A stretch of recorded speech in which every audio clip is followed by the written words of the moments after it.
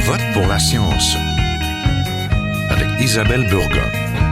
Bonjour à vous, j'espère que vous allez bien. Les changements climatiques poussent nos municipalités à s'adapter rapidement face à de plus en plus d'événements météorologiques extrêmes.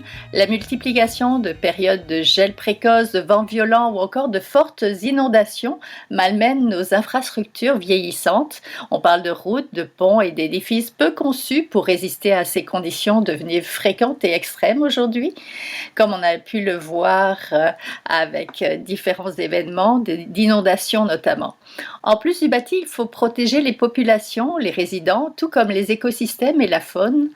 La construction de parcs éponges pour laisser par exemple circuler l'eau pour la végétation et faciliter l'assèchement plus rapide de l'environnement urbain.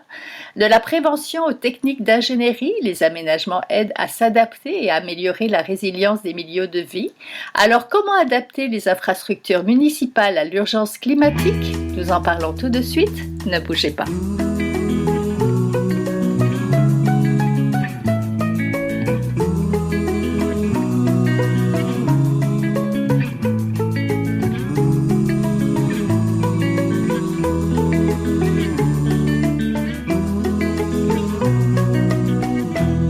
Je vote pour la science aujourd'hui. Nous voulons voir comment les municipalités se préparent aux urgences climatiques, face aux inondations principalement, mais peut-être même aux épisodes de verglas. Donc pour en parler aujourd'hui, je suis en compagnie de Catherine Perras, urbaniste et coordinatrice de l'aménagement du territoire et urbaniste chez Vivre en Ville, qui est un organisme à l'expertise diversifiée pour des collectivités viables, donc mobilité, urbanisme, accessibilité et lutte au changement climatique. Bonjour. Bonjour. Je suis aussi en compagnie de Juste Rajenson, professeur agrégé au département d'études urbaines et touristiques à l'UQAM, co-titulaire de la chaire de recherche adaptée UMQ sur les adaptations des infrastructures municipales au changement climatique de l'École de technologie supérieure. Bonjour. Bonjour. Il y a près d'un an, la ville de Longueuil dévoilait sa stratégie et son plan d'action de résilience aux fortes pluies. Il s'agit d'une approche plus globale où on parle de prévention, de gestion, d'atténuation afin de mieux protéger la population et l'environnement et les infrastructures municipales. Aménagement d'une place inondable, construction de bassins de rétention et rénovation du système d'égouts municipal, différentes actions visent à transformer les infrastructures.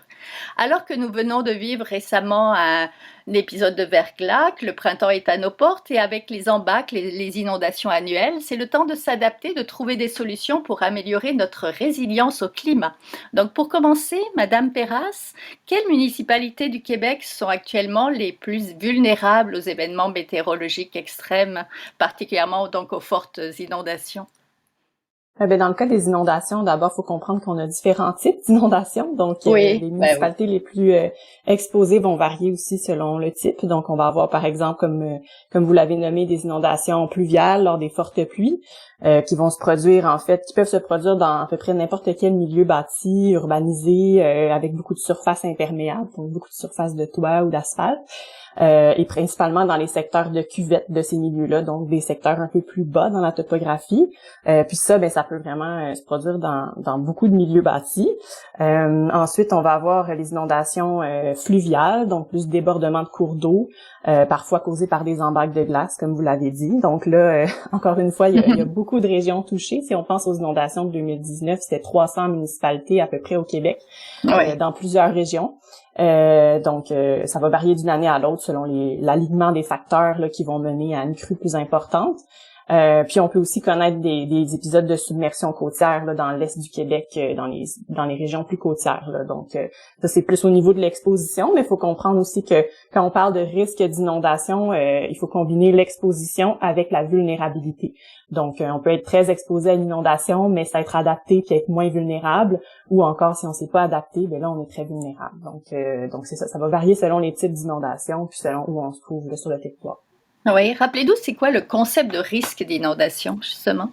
Oui, ben justement, c'est un peu comme je viens de le dire là, la fonction de ces deux éléments-là. Donc l'exposition à l'événement, à quel point, par exemple, on se trouve dans une zone inondable à risque élevé.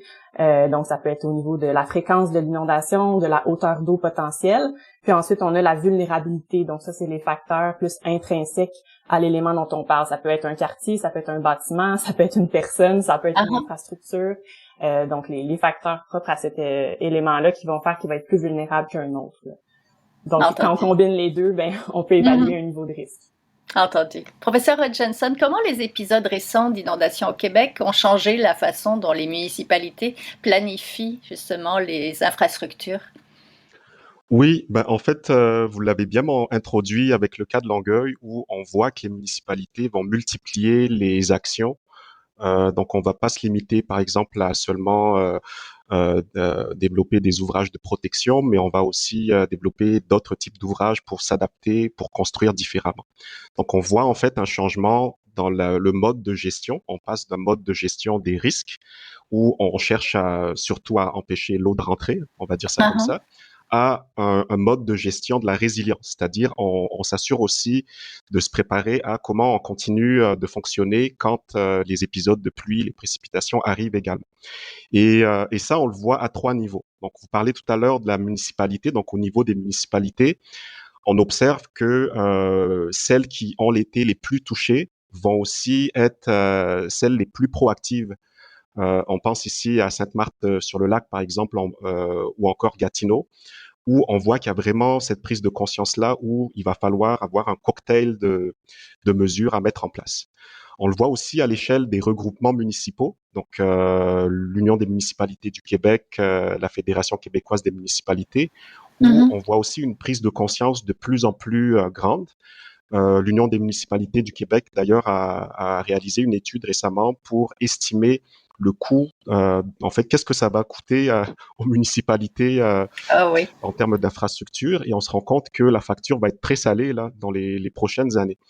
Et donc, la chaire de recherche était d'ailleurs dans ce contexte-là, la mettre en place pour justement soutenir les municipalités pour essayer de trouver des solutions à ce niveau-là. Et enfin, un troisième échelle au niveau de la planification des infrastructures, c'est au niveau du gouvernement du Québec.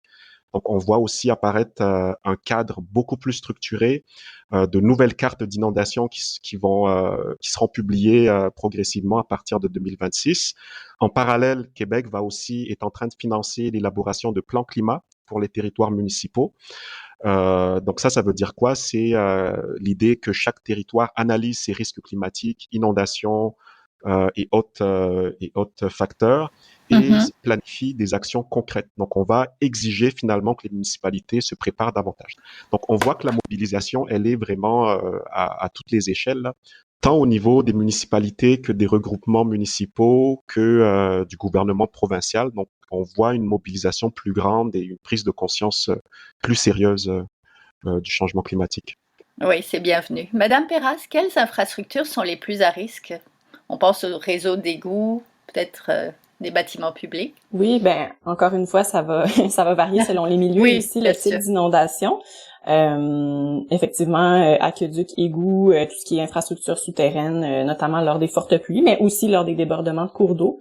Mais on peut aussi penser, par exemple, à des routes et des ponts qui peuvent être soit submergés ou parfois qui sont proches de l'être et qui doivent être fermés pendant les inondations. Puis ça a une cascade de conséquences où ça va venir parfois isoler des quartiers, même si ces quartiers-là sont pas nécessairement eux-mêmes inondés.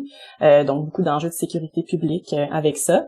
On peut penser aussi à des bâtiments publics qui peuvent être touchés, là, notamment, par exemple, le long de la rivière Chaudière, on a des hôtels de ville, des casernes de pompiers, des écoles primaires, toutes sortes d'infrastructures municipales ou plus provinciales là, qui peuvent être inondées à répétition. Puis dans certains cas, il y a dû y avoir des réflexions à savoir si elles devraient être reconstruites ailleurs, par exemple. Donc il y a vraiment plusieurs types d'infrastructures. Ouais. Surtout que certaines infrastructures, notamment les réseaux d'égouts, sont très vieux et des fois pas adaptés à la quantité de pluie là, qu'on peut avoir dans les événements extrêmes.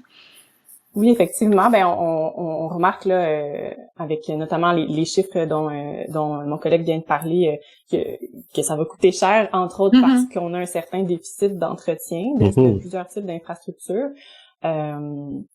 Mais oui, effectivement, n'importe quelle infrastructure, par exemple, souterraine, a été construite pour gérer une certaine quantité d'eau. C'est normal, toute infrastructure a une limite. Si on pense à une digue qui tente de protéger un milieu d'un cours d'eau, il y a une limite aussi. Puis lorsqu'on a des événements extrêmes, il y a toujours la possibilité que ça dépasse la capacité, là. Donc oui, parce que nos infrastructures sont vieilles, même des nouvelles infrastructures qu'on construirait aujourd'hui, il y aurait toujours un risque supplémentaire qui pourrait se produire, donc il faut se préparer avec de multiples mesures, là, comme on le mentionnait. Oui, professeur Hutchinson, puis aussi Madame Perras, est-ce qu'on continue à construire en zone à risque et inondable? Est-ce qu'on est bien conscient de tous ces risques-là? Peut-être, professeur. Je dirais que présentement, donc aujourd'hui, 2026, oui, mais avec des degrés variés. Et on voit aussi quand même un encadrement qui devient de plus en plus précis. Je vous parlais un petit peu plus tôt là de la nouvelle cartographie en cours de déploiement au Québec. Je crois que avec cet exercice qui est réalisé actuellement, on ne sera plus simplement dans une logique où une zone est autorisée ou interdite, mais il y aura plutôt différents niveaux de risque, faibles, moyens ou élevés, et ça va probablement entraîner des règles différentes selon les secteurs. Donc, évidemment, plus le risque est élevé, plus les contraintes vont augmenter. Peut-être un autre élément que je rajouterais aussi à ce niveau-là, c'est que les assurances évoluent aussi en parallèle. Donc, dans plusieurs secteurs, les coûts changent déjà et donc ça va probablement influencer de plus en plus les décisions de construction. Donc, au-delà du réglementaire, il y a aussi le coût de construction qui va être peut-être plus élevé et qui va nous amener à construire différemment ou déjà à ne plus construire dans certaines zones où les coûts vont certainement exploser. Ouais. Aussi, je crois que la question, c'est pas tant de savoir où on construit, mais aussi comment on va construire là. Oui, les deux en fait. Hein. C'est ça, ouais. Madame Perras, c'est ça, c'est important d'avoir une cartographie fiable des zones inondables. Hein. Ben oui, tout à fait. Puis mon collègue l'a bien expliqué. Là, c'est ça. On commence à avoir, on va avoir prochainement des nouvelles cartes avec des niveaux de risque comme ça, avec des règles différentes selon le niveau de risque. Puis un autre élément important, c'est aussi de voir est-ce qu'on parle d'un quartier déjà existant ou là peut-être qu'on voudrait optimiser nos infrastructures, construire à cet endroit-là plutôt que de s'étaler sur des milieux naturels ou des terres agricoles, par exemple, versus, tu sais, je pense que tout le monde s'entend pour dire qu'on va pas urbaniser un milieu qui est à l'état naturel aujourd'hui là en zone inondable. Donc c'est vraiment selon le niveau de risque, mais aussi selon où on se trouve sur le territoire dans nos milieux bâtis ou est-ce qu'on est dans un milieu naturel. Ça c'est pour les zones inondables plus officielles là, quand on parle de débordement de cours d'eau. Mais après pour ce qui est des inondations pluviales en milieu urbain, là c'est différent. On a certaines cartographies, mais c'est pas considéré comme des zones inondables officielles au sens de la définition que le gouvernement utilise. Là. Et donc, puisque ces inondations-là peuvent se produire vraiment un peu n'importe où dans les secteurs urbanisés, mais là, la question de vraiment comment construire est d'autant plus importante. Là. Donc, est-ce qu'on continue de construire des sous-sols, par exemple? Il y aurait toutes sortes de façons de construire autrement là, qui pourraient venir réduire quand même les dommages, oui. Surtout qu'il y a beaucoup de villes qui ont des rivières souterraines, puis on a construit par-dessus. Professeur Red Johnson, justement, quelle solution d'ingénierie fonctionne le mieux? Est-ce qu'on parle de bassins de rétention, de digues, de rehaussement des routes dans le cas des inondations? Qu'est-ce qu'on fait? Ben, je vais répondre aussi comme ma collègue. Ça dépend. Ça dépend de ce qu'on cherche à faire. Oui. Ce qu'on peut, de façon générale, il y a au niveau des infrastructures spécifiquement, on a 4 grandes familles, on va dire, de solutions. La première, on en a parlé tout à l'heure, c'est protéger. Donc ça, c'est l'approche où on empêche l'eau d'atteindre un secteur qui est déjà construit ou qu'on ne peut pas facilement déplacer. Donc là, c'est des ouvrages comme les digues, donc des barrières physiques qui empêchent l'eau de pénétrer. La deuxième famille de mesures, c'est s'adapter. Donc, comment adapter les infrastructures qui existent déjà. Donc, améliorer ce qui existe déjà, ce qui est déjà en place pour que ça résiste mieux. Donc là, on parle, par exemple, d'agrandir les réseaux d'égouts, de rehausser une route pour qu'elle reste praticable, même si le niveau de l'eau monte. La troisième famille, c'est construire différemment. Donc là, je pense qu'on l'a abordé aussi un petit peu. Peut-être qu'il faudrait davantage végétaliser, réduire certaines surfaces artificialisées ou asphaltées, donc créer des zones où l'eau peut finalement s'infiltrer exactement naturellement. Et la quatrième famille, c'est aussi, puis ça c'est peut-être une solution moins intéressante politiquement, mais aussi réfléchir à comment éviter ou déplacer certains usages du territoire lorsque le risque devient trop important à long terme. Donc c'est le débat justement. De dire, ben, ok, Donnez-nous un exemple de ça. ben ça, c'est par exemple, on a parlé tout à l'heure des zones qui vont être cartographiées prochainement, qui seront à risque. Il va falloir déplacer des quartiers ou des usages qui existaient depuis 20-30 ans, mais qu'il va falloir relocaliser. Oui, déplacer, oui. Exactement. Et ça, ben, les cartographies qu'on va voir déployer prochainement va peut-être nous donner une meilleure clarté à ce sujet-là. Entendu. Madame Perras, il y a un nouveau cadre réglementaire du côté des inondations depuis le 1er mars dernier. Pouvez-vous nous le présenter? Ben, on l'a déjà abordé un petit peu tout à l'heure, mais en fait parce que c'est très lié avec les nouvelles cartes dont on parlait. Oui. Mais effectivement, tu sais, ça va être, on va parler de règles, par exemple, de construction qui vont s'appliquer selon les catégories là, de zones inondables. Il y a aussi tout un cadre qui vient encadrer la construction ou le maintien d'ouvrages de protection, comme les digues, par exemple. Donc des règles là, par rapport à ce qu'on fait, à comment on entretient ce qu'on avait déjà, puis si jamais on veut en construire d'autres, ben il va y avoir des règles à respecter. Donc voilà, puis je connais pas toutes par cœur là, mais c'est vraiment des règles qui s'apparentent un peu en fait à un règlement de zonage qu'on pourrait avoir à l'échelle locale, parce que là c'est vraiment à l'échelle du Québec. Puis c'est pour les zones inondables causées par des inondations en eau libre là. Entendu. Ça va s'appliquer progressivement lorsque les nouvelles cartes vont entrer en vigueur. Le 7 octobre dernier s'est tenue la journée défis climatiques innovants pour les infrastructures de demain à l'ETS. Il y avait des actrices et des acteurs des milieux municipaux, industriels, gouvernementaux et universitaires. Professeur Fred Jensen, quel est le rôle de la recherche pour soutenir les municipalités dans leur adaptation? En fait, il y a vraiment plusieurs volets qu'on a abordés aujourd'hui et on voit l'importance en fait d'aller développer nos connaissances. On parlait tantôt de cartographie, donc mieux comprendre les zones exposées. On a parlé aussi des combinaisons de mesures à mettre en place. On peut se poser la question, quelle est la meilleure combinaison de mesures selon les risques observés? Donc là aussi, il y a des études ou des travaux pour enrichir nos connaissances, à savoir quel est le bon cocktail qui peut répondre à des enjeux spécifiques selon les territoires.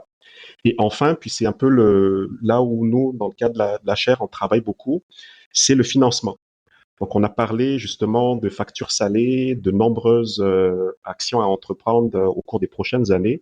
La grande question, c'est comment on va financer tout ça, parce que tout ça est prioritaire finalement.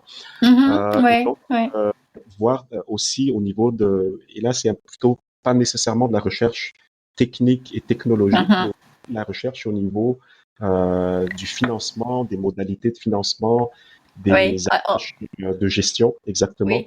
On va en parler un petit peu de ce volet-là, mais c'était pour, en fait, beaucoup dans la réflexion. Il faut avoir des informations pour pouvoir avancer dans la réflexion et l'adaptation, hein, si je comprends bien. Madame Perras, comment s'articule la collaboration entre les municipalités, les MRC et le gouvernement du Québec? Est-ce qu'il y a un palier plus stratégique en matière d'inondation quand on parle d'inondation? Ben, je dirais que, en tout cas, à l'heure actuelle, tous les paliers jouent un rôle important, ont un rôle à jouer. Au niveau du gouvernement du Québec, en particulier pour les inondations par débordement de cours d'eau, il y a quand même une certaine fragmentation des responsabilités, là. Donc, on va avoir, par exemple, le ministère de l'Environnement qui s'occupe qui est responsable de la cartographie et de la réglementation dont on a parlé tout à l'heure. Et d'un autre côté, il y a aussi le ministère des Affaires municipales qui, lui, vient donner les orientations à l'ensemble des municipalités du Québec par rapport à l'aménagement du territoire. On a des nouvelles orientations aussi depuis un peu plus d'1 an, dont certaines qui demandent aux municipalités d'adapter les milieux de vie au changement climatique, d'optimiser les infrastructures. Donc ça vient vraiment cadrer là, ce que les municipalités peuvent faire en termes d'aménagement du territoire. Puis d'un autre côté, il y a aussi, par exemple, la sécurité publique, qui administre un programme d'aide financière aux sinistrés et qui a des impacts importants sur les milieux de vie, parce que c'est ça qui va déterminer dans bien des cas là, si une personne dont le bâtiment est sinistré, si elle va le reconstruire ou si elle va le démolir. Donc tout ça a des impacts majeurs. Puis après ça, au niveau par exemple des municipalités locales, ben elles sont beaucoup propriétaires des infrastructures, elles sont en première ligne avec les sinistrés lorsqu'il y a une inondation. Puis c'est elles qui planifient l'aménagement de leur territoire finalement, qui mettent en place des règlements d'urbanisme qui peuvent parfois être aller plus loin que ce que le gouvernement propose. Puis elles ont aussi des pouvoirs aussi d'être proactives, là, par exemple, d'acquérir des terrains pour renaturaliser certains secteurs, prendre des décisions, en fait, vraiment sur l'avenir de leur milieu de vie, notamment en prenant en compte leur exposition ou leur vulnérabilité face aux inondations. Donc, le rôle de l'aménagement du territoire et de l'urbanisme qui est très important là-dedans aussi, là. Oui, et c'est important que tout le monde se parle aussi. Professeur Ed Johnson, justement, alors, où trouver les ressources et comment mobiliser? Donc, les pistes pour trouver ces ressources-là, parce que ça coûte de l'argent. Absolument.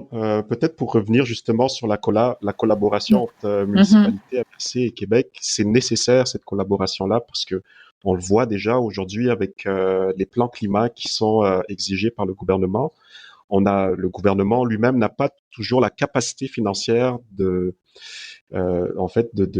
financer l'ensemble de ces besoins manifestés par les municipalités. On sait aussi que du côté municipal, la marge de manœuvre est assez limitée parce que les revenus reposent encore largement sur la taxe foncière. Et donc, plus les besoins en infrastructure augmentent, plus les enjeux vont commencer à apparaître là. Donc, à mon avis, ça oblige une réflexion plus large sur les modèles de financement parce qu'il n'y a pas un acteur territorial qui peut absorber l'ensemble. Ouais. Et donc, on peut imaginer, nous, en fait, on fait un peu de revue de ce qui se fait dans d'autres pays, notamment en Norvège, où les territoires vont imaginer des outils financiers plus structurés. Ça peut être une logique de banque d'infrastructure, par exemple, qui pourrait financer des projets dédiés aux municipalités. Ça peut être des partenariats privés-publics, mais aussi comment le secteur privé peut davantage contribuer, parce que c'est quand même un citoyen corporatif. Oui, comme les autres. Absolument, puis qui bénéficie aussi de ces infrastructures-là. Donc, plus on a des infrastructures robustes, moins c'est des coûts pour ces acteurs-là. Donc, il y a peut-être aussi à réfléchir une contribution plus importante des secteurs qui bénéficient de ces infrastructures publiques-là. Est-ce que c'est ce qu'on appelle de l'écofiscalité? En partie, oui. L'écofiscalité est un des véhicules, absolument, mais une contribution aussi possible au niveau des secteurs publics, secteurs privés, pardon, notamment des grandes entreprises comme les entreprises minières ou des grandes entreprises agricoles. Oui, industrielles, oui. Absolument. Elles peuvent aussi contribuer, par exemple, en collaborant, finançant, finalement. Finançant certaines infrastructures. Évidemment, c'est très complexe, là, évidemment, quelle est la part de responsabilité de part et d'autre du privé et public, mais c'est des choses auxquelles il va falloir réfléchir puis trouver peut-être des façons innovantes aussi là. Donc au-delà de l'écofiscalité, élargir aussi les types de cofinancement ou de collaboration pour gérer les nouveaux besoins en infrastructure. Entendu. En mode solution, donc peut-être, Madame Perras, quelles sont les solutions du côté de l'urbanisme? Vous avez évoqué tout à l'heure éviter l'étalement urbain. Est-ce que... oui, tout à fait, ça en fait partie. Puis c'est lié à ce qui vient d'être dit aussi. Je pense, en fait, on parlait du coût des infrastructures, puis en fait, un élément important en aménagement, en urbanisme, c'est de planifier à long terme, puis de se doter d'une vision d'avenir pour nos milieux de vie.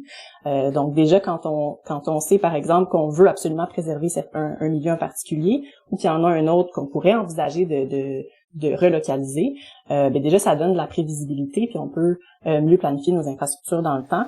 C'est quelque chose qu'on a un peu de difficulté à faire jusqu'à maintenant. Là, par exemple, après les inondations de 2017-2019, il y a plusieurs municipalités qui se retrouvent avec des quartiers où il y a eu beaucoup de démolitions, mais on a encore une certaine proportion des bâtiments qui sont là. Donc les municipalités se retrouvent à devoir entretenir, déneiger, maintenir des routes et tout ça, des infrastructures souterraines dans des quartiers où on a perdu des fois plus de la moitié des bâtiments.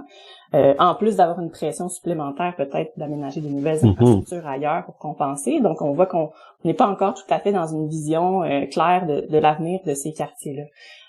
Puis effectivement, vous avez nommé l'étalement urbain, mais je pense que si on revient aux racines un peu de plusieurs de nos problèmes en aménagement ou face au changement climatique, ça vient en partie de là parce que ce mode d'urbanisation-là qui s'éparpille sur le territoire, ben ça a fait en sorte qu'on a construit beaucoup d'infrastructures à travers le temps, alors que dans certains cas, on aurait pu mieux optimiser celles qu'on avait. On a aussi perdu des milieux naturels parce qu'on les a détruits en les urbanisant, alors que ces milieux-là contribuent aussi à notre résilience face au changement climatique. Puis on s'est retrouvé avec des quartiers où on est fortement dépendant de l'automobile, puis c'est des déplacements au Québec qui sont la principale cause d'émissions de gaz à effet de serre et donc des changements climatiques. Donc, on voit que c'est un peu un cercle vicieux de tout ça. Donc, c'est ça, de venir conserver nos milieux naturels, optimiser les milieux qu'on a déjà, qui sont déjà bâtis, puis venir adapter ces milieux-là à travers les solutions qui ont été mentionnées. C'est ça, c'est vraiment de combiner des solutions à toutes ces échelles-là. Puis c'est ce qu'on fait beaucoup en aménagement du territoire, là, de regarder toutes les échelles puis de s'assurer que ce soit complémentaire. Entendu. Professeur Johnson, pour terminer, comment prioriser ces adaptations? J'imagine qu'il n'y a pas une solution, c'est plus une combinaison de solutions.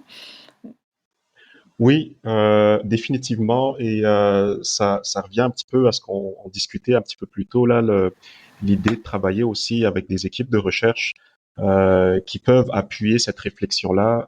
Mon collègue Francis Marlot-Donnet de l'ETS, là, qui copilote la chaire de recherche avec moi, est spécialisé dans les analyses multicritères, par exemple. Donc, comment prendre des décisions sur la base d'un ensemble de critères relativement complexes.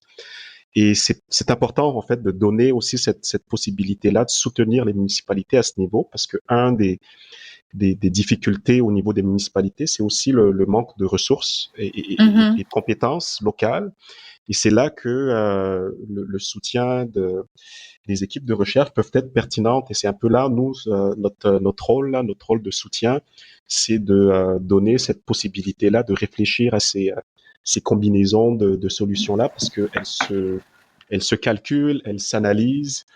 Donc, il n'y a pas nécessairement de recette toute faite, mais c'est les ingrédients avec lesquels nous, on va pouvoir jouer et co-développer, bien entendu, avec les municipalités. Donc, je vous remercie beaucoup. Donc, on était en compagnie de Juste Red Jensen, professeur agrégé au département d'études urbaines et touristiques de l'UQAM, co-titulaire de la chaire de recherche ADAPT UMQ. J'imagine que c'est pour l'Union des municipalités du Québec sur l'adaptation des infrastructures municipales au changement climatique, donc à l'École de technologie supérieure. Et de Catherine Perras, urbaniste et coordinatrice de l'aménagement des territoires et urbanisme chez Vivre en Ville. Merci à tous les deux. Merci beaucoup. À vous. Voilà, c'est tout pour aujourd'hui. Je vote pour la science est une production de Science Presse avec Radio VM. À la régie, Daniel Fortin. À la recherche cette semaine, Fanny Robarcher. À la réalisation et le micro, Isabelle Burguin. Si vous avez aimé cette émission, partagez-la. Vous pouvez aussi nous suivre et suivre la page Je vote pour la science sur le site de Science Presse. Je vous souhaite tous et à toutes de passer une très belle semaine à notre antenne. Jin Jiahua est un chercheur typique de ceux pour qui les progrès de la bioinformatique ont préséance sur le sens biologique et pour qui la grosse science